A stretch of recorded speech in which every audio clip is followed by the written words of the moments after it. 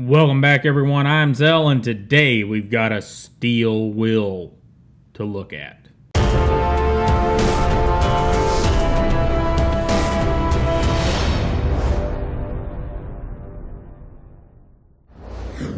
Alright, the 400-pound gorilla sent us over this steel wheel, and let's see what it is. First off, the packaging. Steel wheel does a really good job for budget knife packaging.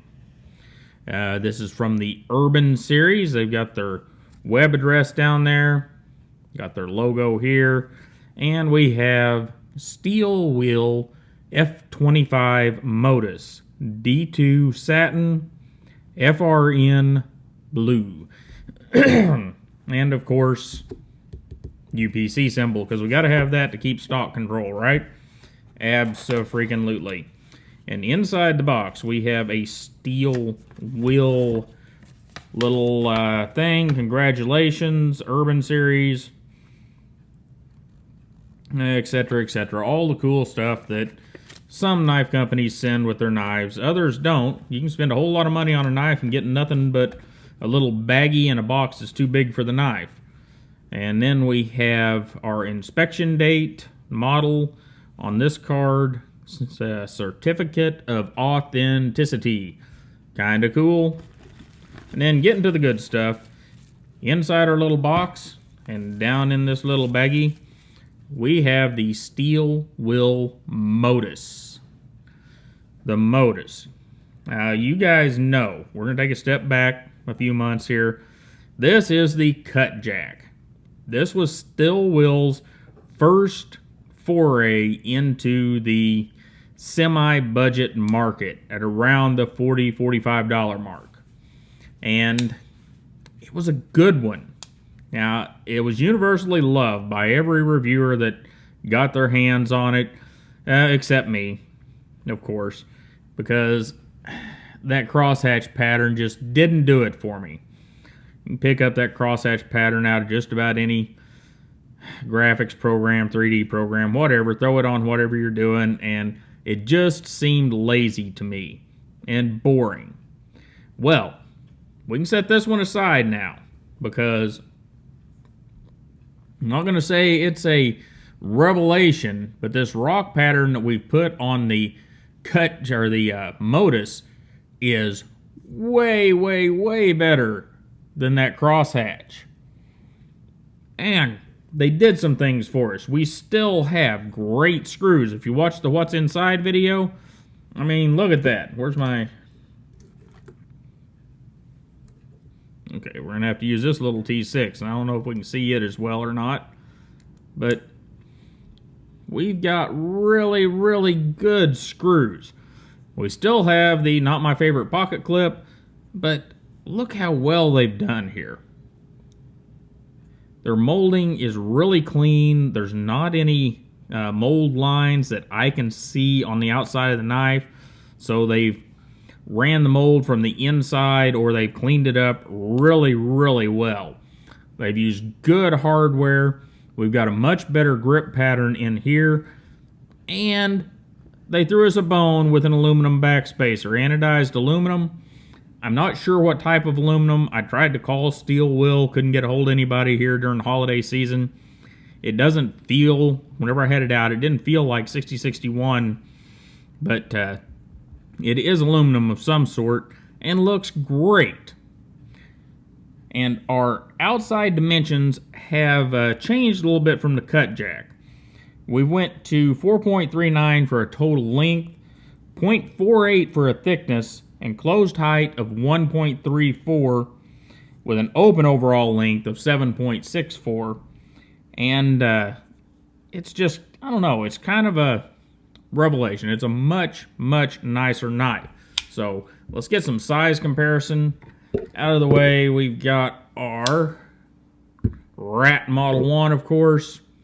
And the Modus is definitely smaller than the Rat Model 1. We've got a 3¼ inch blade approximately on the Modus. 3.5, 3.7 something on the Buck 110. And what we're really kind of competing with here is the Delica. And what do we get with the steel wheel versus the Delica?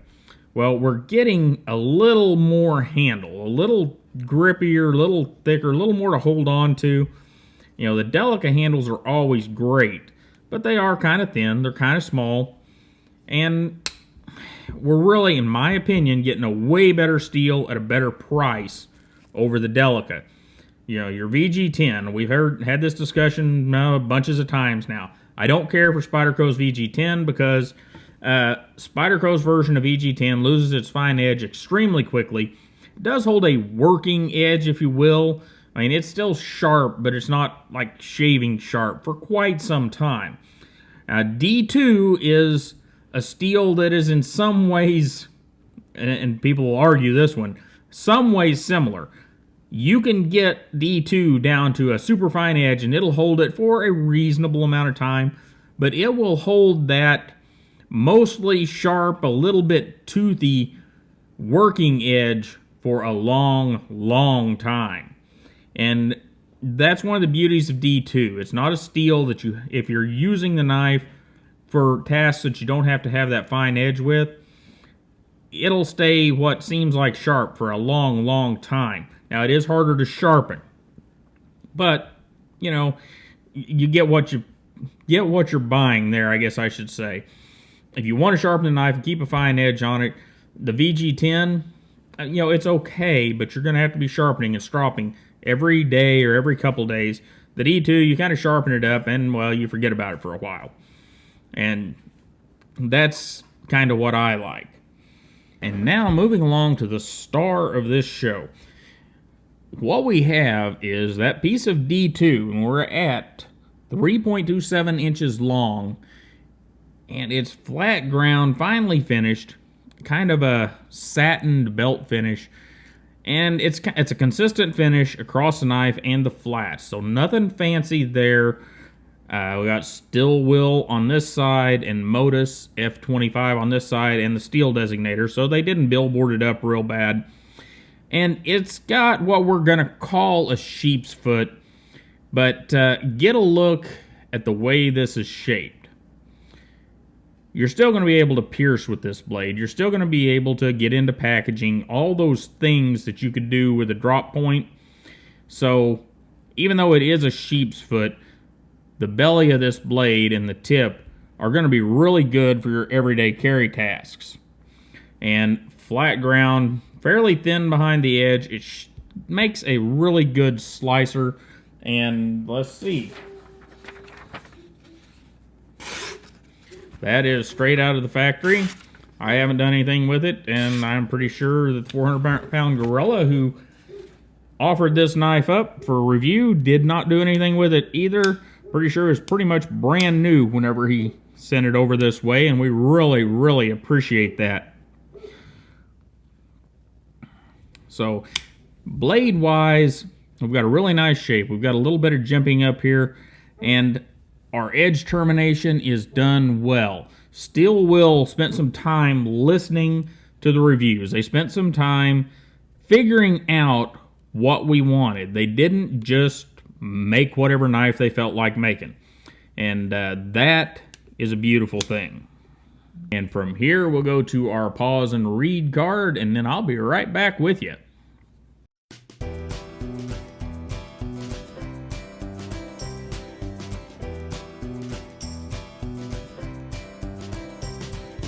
Mechanically, this is your basic knife. We've got a standard pivot. It's D-shaped, slide through, so it's not a free spinner. Got a torque screw over the top. We've got phosphor bronze bushings. They are rather large and thick phosphor bronze bushings, so that's nice. We do have, just like in the CutJack, we have a hidden blade stop, which is a pin that goes through the blade and stops on the liners. If you look at the What's Inside video, you can see all of that. And that's really it. And it makes for a knife with a pretty good action. There's one downside that we'll get to near the end of the video. But overall, they've done a really good job of getting a good action on a knife running phosphor bronze bushings. And our lock mechanism, of course, is a liner lock. We've got right around 40%, I'd say, getting close to 50, but that's good. And it's very secure with, we'll get to that here in just a minute. But it's a very secure lock and works really, really well. Let's grab the Levi's, and here we go. Down in the Levi's, and we don't have a whole lot of knives sticking up. We'll zoom in here and get a good look. And we've got our lanyard hole sticking up, which is nice. I like the way they've done the handle here to leave that lanyard hole sticking out. That's well done. Bravo to them. The pocket clip, though, I'm just not too whoopee about it. It works well. I've carried the CutJack a lot more than I'd like to admit, and that pocket clip does work well. It does have a tendency to get caught on things the way it flips up on the end, but it's definitely not the worst pocket clip I've ever used by any means. And let's go through our ergonomics, and they do well. Back the camera out here. You know, very simple. We've got subtle corners here. Hand fits on it really good. We've got a grip length of about 3.4 inches. So pretty good. Medium, large, small hands are all going to fit pretty well. And, you know, your reverse grips, draw cuts, push cuts, pinch grips. It's all in there, and it's all going to work fine. So overall, the steel wheel Modus for me is a better knife, in my opinion, than the CutJack. Even though it's a bit smaller than the CutJack, and even though we lose our forward finger choil, I would still prefer this over the CutJack. All right, to gather all this up, the steel wheel Modus is a great knife with good ergonomics, a great look. I really like the colors they've chosen here, and the blade shape. They've given us a sheep's foot, but they've given us enough point to pierce with, and overall, it just comes out really nice. Action is good, and it's not a false shutty action, but we're on phosphor bronze bearings. And now we get to the one little problem I've found with both of these knives. Because of the way they are constructed, you know, with the steel liners, liner lock, and the FRN, and the way that they've done the stop pins, both of these knives exhibit a little bit of flex. Now, is it flex that you need to be concerned or worried about or consider, oh my God, it's awful? I don't believe so. You just need to be aware, because it's not anything that's going to unlock the knife. And it's just a little bit of rock that I can feel in it. In use, I don't know for sure about the Modus because I have tried not to use it a whole lot. I didn't want to mess it up for the Gorilla. But in use, the CutJack is fine. I've used this knife quite a bit, and you don't notice it in use. You've got to be thinking about it, putting your hands on the knife and doing this kind of stuff to find that little bit of flex. But because of the construction method, that flex is in there, and that is really the only downside I can find to these knives. Because at $40, Steel Will is giving you just an unbelievable value in a D2 knife. Now, there are competitors coming through, we've seen them, that are giving you heavier, better construction for a D2 knife at about the same price. But those knives also weigh considerably more. This Modus is only 3.4 ounces, so it is down there in delicate territory as far as weight. And guys, I really like the Modus. I was never a big fan of the CutJack, and it was mostly because of that pattern, that crosshatch pattern, basket weave, whatever you'd like to call it. I just was not keen on that. Well, Steel Will brought the game up. They gave us a nice rock pattern. They stuck us an aluminum backspacer in there and gave us a really good looking sheep's foot blade. So in the end, I think that the steel wheel Modus is gonna be a great knife for everybody. I know the availability is low right now. The only place I really saw it available is over on Knife Center.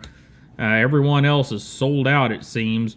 But if you're in the market for this type of knife, I don't think you can go wrong here. You're getting everything you get in a Delica at $25 less, and in my opinion, you're getting better steel. Now, the Bestech knives with the D2,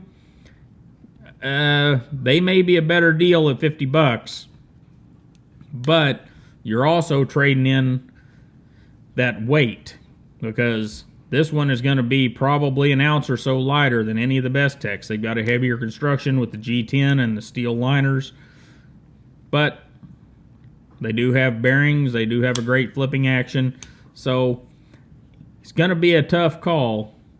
But I don't think you can go wrong with a steel wheel Modus. And man, that thing looks so much better than the CutJack.